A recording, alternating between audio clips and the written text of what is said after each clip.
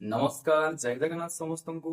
आज मुझे गोटे प्रश्न पचारि और से प्रश्न उत्तर आप निश्चय चिंता करेंगे। ठीक अच्छे धरा जाऊ आज राति ठीक अच्छे आज संध्यारे आम घरे रुटी बना हो तो रुटी बनवाई आम कौन व्यवहार करटा व्यवहार कर लुण और पानी बास अटा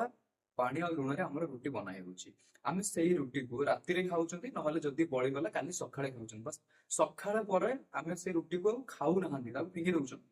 किंतु भाई चिंता करंतु बाहर मार्केट रे जो ब्रेड मिलुची से ब्रेड कौन होची के कोउ दिन तयारी हेतो तार ठिकाना नाही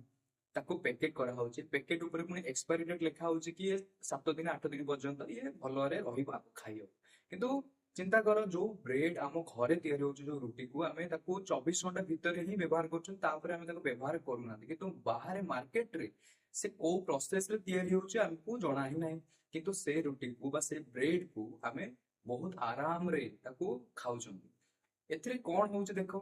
आमे और तम भलिया जो रहिले नॉर्मल लोक आमन को विज्ञान जणा नाही कोन केमिकल यूज होउछ सेतिरे हमको जणा नाही किंतु आमे ताको कंज्यूम करूछ आ मन रखिथिबो ए जो आमे केमिकल्स मान को खाउछंती ना सेटा गोटे दु दिन रे हमको कोनोसी रोग व्याधि रे पके देबो आमे जेटा बहुत दिन धरि कि ए बडा आमे खाइ चलथिबो ना बहुत दिन गला परे हमको जणा पड़ियो कि रोग होउछि ए बडा प्रॉब्लम होछि हम बॉडी रे बुझले कि नहीं।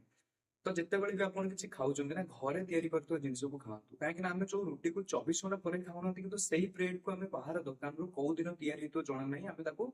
खाउछंती आ वर्तमान मार्केट रे आसी गलानी एमितिका केमिकल जे कि पैकेट ऊपर जो एक्सपायरी डेट लिखा होचे से एक्सपायरी डेट को लिभे कि पुणी आउथरे नुआ एक्सपायरी डेट लगे दिया होचे बुझले कि नहीं। तेणु करी आमे आ आपन को भले जो आमे कॉमन मैन रहलो साधारण जनता रहलो आपन आमन को विज्ञान जणा नहीं कोन केमिकल ता विषय हमर ज्ञान नहीं किंतु आ हमें को बळे बंचिबा तो घरे तैयारी होतो जिनिस को आमे खाइबा सुस्थ रहबा समस्त सुस्थ रखिबा। आपण ए ऊपर कोन विचार करूछंती कमेंट बॉक्स रे जणाबे। ठीक अछि जय जगन्नाथ।